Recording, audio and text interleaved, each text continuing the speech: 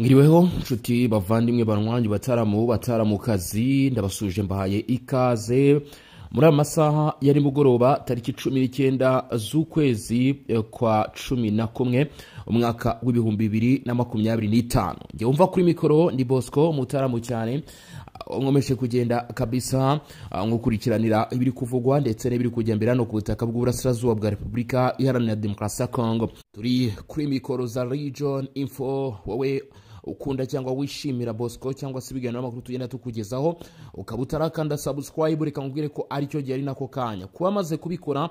Bravo salute kandi ndabashimira cyane ndetse kandi inyuganizi ibitekerezo byose n'iby'ingenzi cyane. Ni mu gihe abashaka gukomeza muri gahunda ya Songa Mbere cyangwa se muri group yacu WhatsApp uraza kunyarukira muri comment urebe link twagushyiriye mu bundi ufyondeho twikomereze mu makuru maze kuba nakwakira. Biragaragara ko guhera mu masaha mu gitondo mu rukerera bimwe mu bice bya muri Republika Demokarasi ya Kongo byari birimo biberamo imirwano ndetse kugeza mu masaha saa 7 hari n'imirwano yaje kwaduka ku isaha saa 7. Turanyarukira muri Kivu y'Amajyepfo haravuga imirwano, muri Kivu y'Amajyaruguru nuko naho haravuga imirwano, ariko kandi nanone inama ya ICGR yongeye kurikoroza muri aka karere nyuma yo kugaragaza imyanzuro yayo ku bibazo by'u Rwanda na Republika Demokarasi ya Kongo. Ari bamwe batari kubyumva kimwe. Ni mu gihe kandi tuza no kunyarukira ku masezerano u Rwanda rwari rufitanye n'ikipe ya Arsenal ivuga bidatinze bikavuga ko aya masezerano aza kuba mu byukuri yasoreza aho ageze. Hanyuma y'ibyo tugufite n'andi makuru agiye atandukanye tuza kugenda tugarukaho. Icyo usabwa gusa no gukomeza kwibana natwe hanyuma tukakugezaho aya makuru cyangwa se uru ruhurirane rw'amakuru. Ndahera muri Kivu y'Amajyepfo. Kuri ubu biravuga ko imirwano yongeye kumvikana guhera amasaha ya mu gitondo nk'uko amakuru ari kugenda tugeraho. Ni imirwano yadutse kuri uyu wa gatatu mu masaha mu gitondo hagati y'inyeshyamba z'umutwe wa 23 zibarizwa mu ry'uruzi rwa Kongo, ubwo bari bahanganye rero na Wazalendo mu duce tugiye dutandukanye duherereye muri Shoferu ya Ngweshe muri teritwari ya Warungu hafi no kuvuga ngo ni mu bice byo mu burengerazuba bwa Bukavu. Tugendeye ku makuru aturuka muri bice biravuga ko aho bita Imugogo ahangaha umutwe wa 23 ngo wari ufite ikintu bita convoy. Iyi convoy ya 23 mu byukuri yasaga naho irimo irerekeza mu bice byo kwataka Wazalendo, gusa nanone icyaje kubaho nuko Wazalendo baje kuba mu byukuri bayita mu gico cyangwa se muri ambush. Mu kumara kuyita muri ambush amakuru atugeraho bikaba bigaragara ko intwaro zoroheje ndetse n'iziremereye zaje ku urusaku rw'intwaro zoroheje n'izemereye rwaje kumvikana ahangaha ubwo Wazalendo yari irimo ihanahana mu byukuri umuriro na 23. Bivuga ko rero mu byukuri byarangiye inyeshyamba zo mutwe wa 23 zisubiye inyuma. Tugendeye ku makuru aturuka kuri source cyangwa se ku isoko aho bigaragara ko Wazalendo yari yiteguye rwose gukomanga igikopo. Aho ngaho ni muri Walungu, ni muri Walungu kabisa hari kubera ikintu bitazanya mu gigima imiripuko n'imigundano. Gusa ntabwo ari wonyine gusa kuko amakuru atugera aravuga ko kuri uyu wa gatatu ibintu byakomeje guhindura isura. Nanone kandi muri iki gitondo bivugwa ko inyeshyamba zo mutwe wa 23 zaje gutana mu mitwe aho bita hagati na Wazalendo aho bita Ikambi, ni mu giturage kimwe cya Irega neza rwagati muri Rugago, muri grupoma ya Rugago. Ahangaha rwose ngo na nizi saha ubwo twinjiraga muri studio imirwano yari gikomeje, imirwano yiririshe umunsi wose.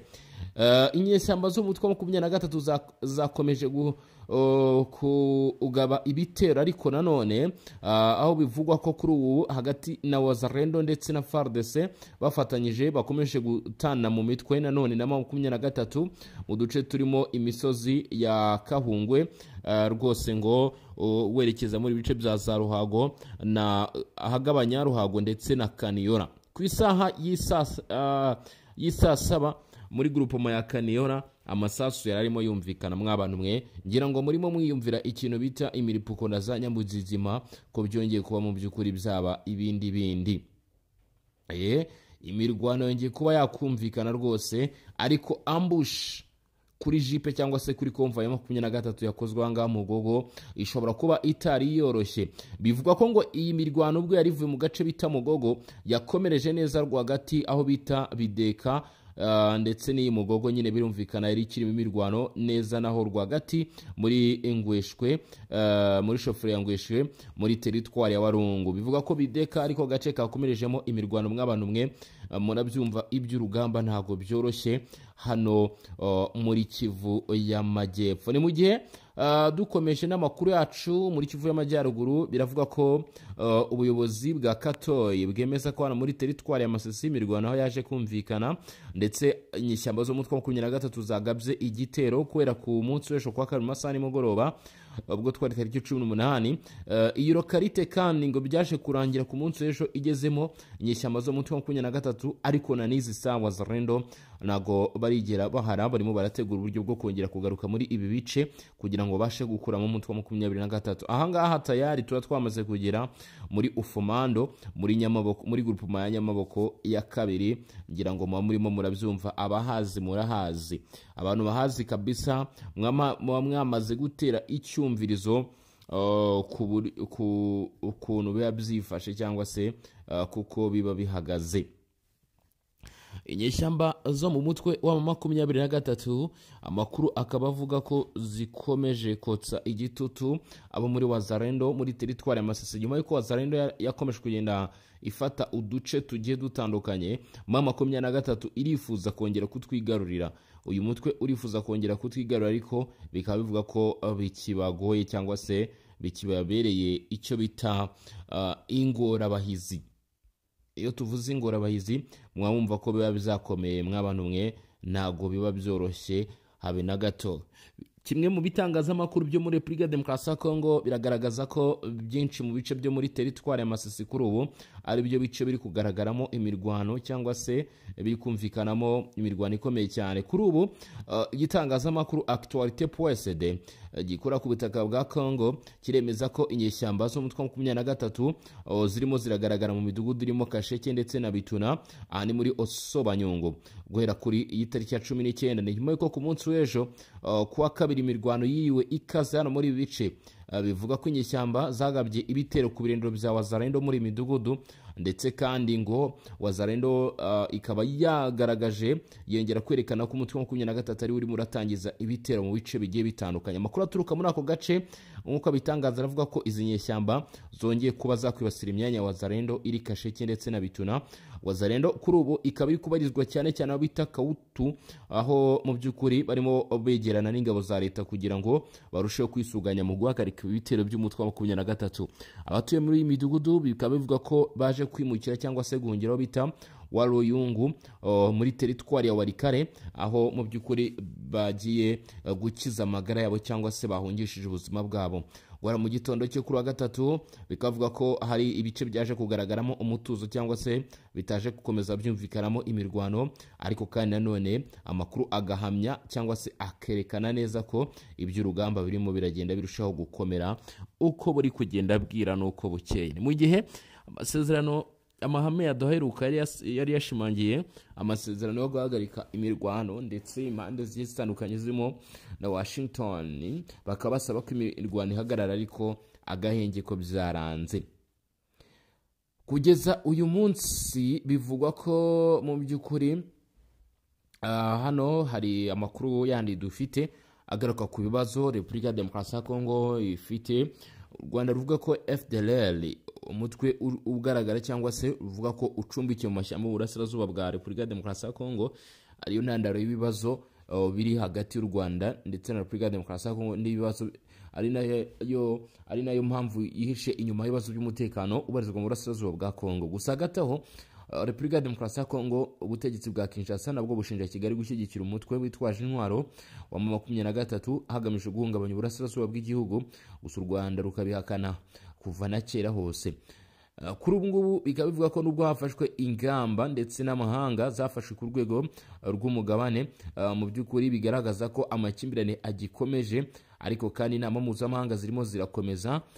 Urugero, iyi nama ya ICGR yashimangiye ko mu by'ukuri hakwiye kugira igikorwa hakwiye kugira igikorwa. Ibihugu binyamuryango bikaba byavuze ko mu by'ukuri hakwiye gukemurwa aya makimbirane hagati y'ibihugu byombi, kandi ngo gukemura amakimbirane hagati y'ibihugu byombi ni ukuvuga u Rwanda na Repubulika ya Demokarasi ya Kongo bishobora gufasha mu gukemura ibibazo byo mu burasirazuba bwa Kongo. N'abari bitabiriye rero inama bagaragaza ko mu by'ukuri mu gihe ibibazo by'u Rwanda na Repubulika ya Demokarasi ya Kongo bizakemurwa, abatuye uburasirazuba bwa Kongo bazungukirwa mu gisubizo kizavamo, mu by'ukuri bakabasha gukomeza kwiberaho mu buryo bw'amahoro cyangwa se batengamaye. Tukiri mu makuru rero akomeje kugenda avugwa cyangwa se agarukwaho, ugomba ko wamenya nshuti muvandimwe udukurikiranye hano kuri Region Info. Iyi nkuru nayo ndizera ko ari inkuru mu by'ukuri abenshi mwari mutegereje kumva uko bihagaze. U Rwanda rwarangije amasezerano yaramaze imyaka 7 yo kwishyura ikipe ya Arsenal FC yo muri shampiyona y'Ubwongereza, nayo ikamamaza ikirango cya Visit Rwanda. Itangazo ry'ikigo cy'u Rwanda gishinzwe iterambere, Rwanda Development Board cyangwa se RDB mu mpine z'amagambo, rivuga ko iki kigo ndetse na Arsenal bumvikanye kurangiza ubufatanye bwabo iyi season nirangira, no kuva muri Kamena ukwezi kwa 6 2026. Arsenal nayo mu itangazo ryayo yemeje kurangira kwa aya masezerano n'umufatanyabikorwa wa mbere nk'umufatanyabikorwa wa mbere wa Arsenal wemewe wamamaje ku kuboko aho ikirango cya Visit Rwanda kigaragara. Aya masezerano nkwibutsa ko yatangiye mu 2018 ari imyaka 3 yongerewe mu 2021, ubu akaba yararangije igihe cyayo. U Rwanda ruhitamo kutayongera nk'uko biri mu genzuramari rya 2023-2024 ryakorewe Arsenal. Iyi kipe yahawe miliyoni 13.4 z'amadolari y'Amerika, ni hafi miliyari 20 z'amafaranga y'u Rwanda ku mwaka muri aya masezerano yo kwamamaza Visit Rwanda. Mu byumweru bishize hatangajwe amakuru ko impande zombi ziri mu biganiro byo kureba niba aya masezerano yakongerwa cyangwa yahagarikwa. Muri iki cyemezo RDB cyangwa se Rwanda Development Board, ikigo gishinzwe iterambere ry'u Rwanda, cyatangaje uyu munsi vuga ko bagamije kwagura mu yandi masoko mashya mu cyiciro gikurikiyeho cy'intego zayo zo guteza imbere ubukerarugendo. U Rwanda ruvuga ko aya masezerano na Arsenal amaze season 8 z'imikino yatumye abasura iki gihugu bagera kuri miliyoni 1.3 mu mwaka ushize. RDB yongera ko kuva aya masezerano asinywe, umusaruro uva mu bukerarugendo wiyongereho 47% ukagera kuri miliyoni 650 z'amadolari. Mu bikorwa bamazemo igihe, bamwe mu bafana ba Arsenal basabye inama y'ubutegetsi y'ikipe gushyira inyungu ku ruhande ntiyongere amasezerano na RDB. Abo bashinja leta y'u Rwanda gufasha umutwe wa 23 bityo ikagira uruhare mu ntambara mu burasirazuba bwa Repubulika ya Demokarasi ya Kongo, intambara yicirwamo abasivile benshi igatera abandi ubuhunzi. Leta y'u Rwanda yo ikabihakana gufasha umutwe wa 23 ko yafashe gusa ingamba zo kwirinda kandi ko nta ruhare ifite mu ntambara zo muri Repubulika ya Demokarasi ya Kongo. Itangazo rya RDB risubiramo umukuru w'igihugu Jean Gay Afrika, aho bagira bati dutewe ishema n'icyo ubu bufatanye bwagezeho mu myaka myinshi y'ubufatanye. Itangazo rya Arsenal risubiramo umukuru wayo Ricard Gallic avuga ko bafashije u Rwanda kumenyekanisha ubukerarugendo bwarwo ku isi kandi bishimira ibyo ubufatanye bwagezeho. Umukuru w'igihugu cy'u Rwanda Paul Kagame azwiho kuba umufana w'ikipe ya Arsenal, ubu iri ku mwanya wa mbere no ikipe ya Arsenal muri shampiyona y'Ubwongereza igeze ku munsi wayo wa 11. U Rwanda biciye muri RDB rufite andi masezerano nk'aya yo kwamamaza Visit Rwanda n'andi makipe y'Iburayi ya Paris Saint-Germain yo mu Bufaransa ndetse na Atletico Madrid yo muri Espagne. RDB yerutse gusinya amasezerano nk'aya n'amakipe yo muri Amerika ya La Clippers yo muri shampiyona ya basketball ya NBA ndetse na Los Angeles Rams yo muri shampiyona y'umukino wa football y'abanyamerika ya NFL. Ayo rero akaba ari amakuru ajyanye n'icyitwa Visit Rwanda ndetse n'ikipe ya Arsenal yari yakomeje kugenda avugwa cyangwa se ahwihwiswa. Ngira ngo dushyizeho akadomo cyangwa se dushyizeho ukuri kuri iyo ngingo, buri umwe wese amenye nanone uko bihagaze. Dukomeje n'amakuru akomeje kugenda amenyekana. Igisirikare cya Leta ya Repubulika ya Demokarasi ya Kongo gikomeje imikoranire n'igihugu cya Israel, aho kandi perezida wa Israel Isaac Herzog aherutse gusura iki gihugu aganira na Felix Tshisekedi. Kuri ubu mu mikorere hagati y'inzego za gisirikare irimo irarushaho gutezwa imbere mu gushaka igisubizo kirambye ndetse no kubaka igisirikare gihamye muri Repubulika ya Demokarasi ya Kongo. Bikavuga ko rero itsinda ry'abasirikare bakuru bo mu ngabo za Repubulika ya Demokarasi ya Kongo FARDC mu mpera z'ukwezi gushize bagiriye uruzinduko i Tel Aviv muri Israel. Uruzinduko rukaba rwari rugamije kwagura mu by'ukuri ibikorwa bya gisirikare, bivuga ko harimo no kugura ibikoresho bya gisirikare bigomba kwifashishwa n'iki gisirikare nyuma y'uko Israel kuri ubu itengamaye mu mubano mwiza hagati yayo na Repubulika ya Demokarasi ya Kongo. Uruzinduko intumwa za Repubulika ya Demokarasi ya Kongo zari zigiye kuganiramo n'abahagarariye sosiyete icuruza ibikoresho bya gisirikare muri Israel ya Elbit Systems. Nk'uko bivugwa ari ku ruzinduko bikavuga ko rwakozwe mu ibanga rikomeye cyane. Amakuru avuga ko kuri ubu impande zombi ziri mu biganiro by'ibanga bishobora gusiga Kinshasa iguza intwaro z'abanya-Israel. Mu ntumwa za Kongo Kinshasa amakuru avuga ko zerutse i Tel Aviv harimo umugaba mukuru w'ingabo za kiriya gihugu Lieutenant General Julius Banza Mwirambwe wari kumwe na ba General Bernard Kaliba Tati ndetse na Emmanuel Kaputa Kasenga. Undi ni Kahumbu Mandungu Bula uzwi nka Kao, usanzwe ari umujyanama wihariye wa Perezida Felix Antoine Tshisekedi, ariwe ukunze kugaragara cyane na dosiye za gisirikare. Africa Intelligence ivuga ko uruzinduko rw'abariya bagabo uko ari bane rwari rugamije kuganira ku bijyanye nuko Kinshasa yagirana amasezerano manini n'iyi sosiyete arebana no kugura ibisasu bya mota bya 122 mm, systeme zirasa drone zirwa ku modoka ndetse n'ibikoresho bya radio n'iby'itumanaho.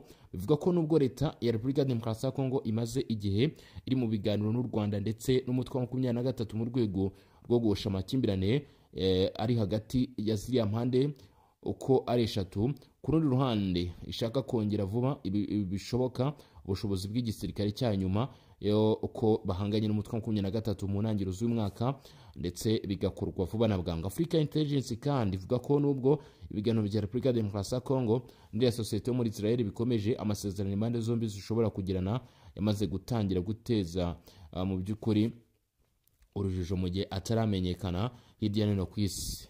Bivuga ko rero imikoranire na Israel hagati na Repubulika ya Demokarasi ya Kongo irimo irarushaho kugenda itezwa imbere.